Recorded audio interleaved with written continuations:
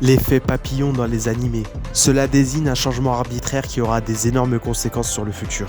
On a tendance à oublier que certaines œuvres commencent avec un seul petit événement. Et c'est le cas pour Jujutsu Kaisen, où on peut voir un seul petit événement qui a tout changé. Et non, je vais pas parler du doigt de Sukuna ingurgité par Yuji, mais je vais remonter à bien plus loin. Il faut fouiller dans le passé pour trouver le point de départ. Et en l'occurrence dans la jeunesse de Satoru Gojo, où un certain tueur à gages avec les poches trouées aura pour mission de tuer le plasma stellaire. Cet homme va combattre Gojo une première fois et va le laminer.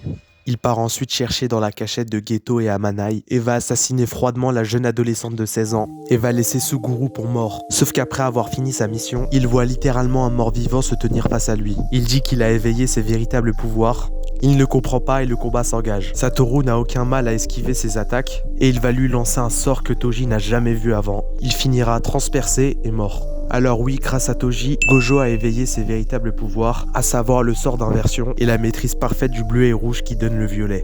Mais ce n'est pas fini. En tuant Amanai, Tengen va converger vers le stade de fléau, ce qui va le rendre vulnérable face à Kenjaku, et va favoriser grandement l'apparition de la traque mortelle.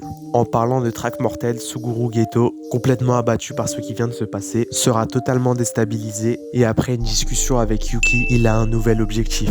Peupler le monde exclusivement d'exorcistes pour anéantir les fléaux, car les exorcistes maîtrisent leur énergie négative, contrairement aux humains qui engrangent des fléaux.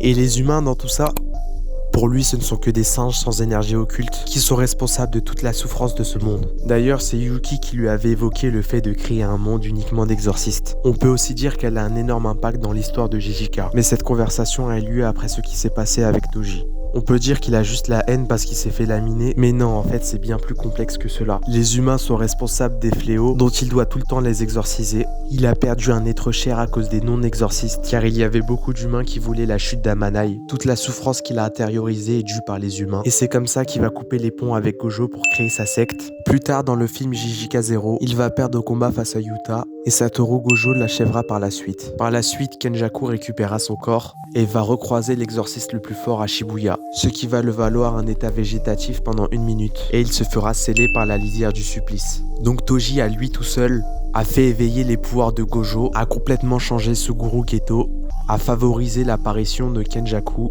l'instabilité de Tengen et la mise en place de la traque mortelle. Mais ce n'est pas tout.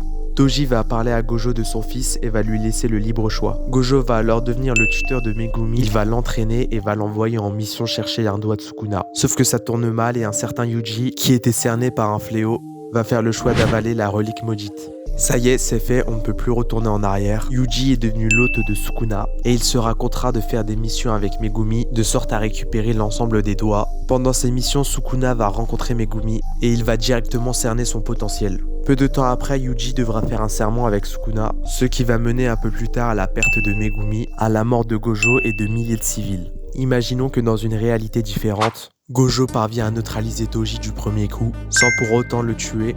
Geto arrive donc à protéger Amanai et ne sombre pas dans ses délires les plus sombres. Gojo, qui n'aurait pas alors à s'occuper de Megumi, va chercher l'ensemble des doigts lui-même. Étant donné que c'est le plus fort, il n'y aurait pas eu d'incident avec les doigts de Sukuna. Yuji continuerait sa vie ordinaire et il n'y aurait pas le drame de Shibuya. Nanami serait probablement vivant. On évite le combat contre l'exorciste le plus fort de l'histoire.